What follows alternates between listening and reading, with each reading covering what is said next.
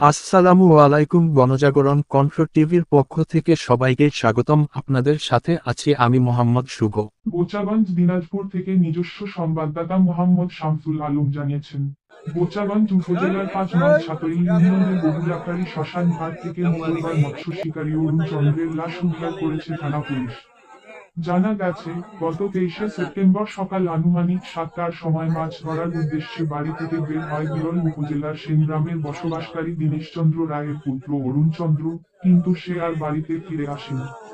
গতকাল ২৪শে সেপ্টেম্বর মঙ্গলবার সকাল আনুমানিক ১০টার সময় বহুলাখারীর পানিতে তার লাশ ভেসে থাকতে দেখে এলাকাবাসী থানায় খবর দেয়। থানার এসআই স্বপন ও এসআই মোহাম্মদ মানিকুল ইসলাম ঘটনাস্থলে এসে লাশ উদ্ধার করে।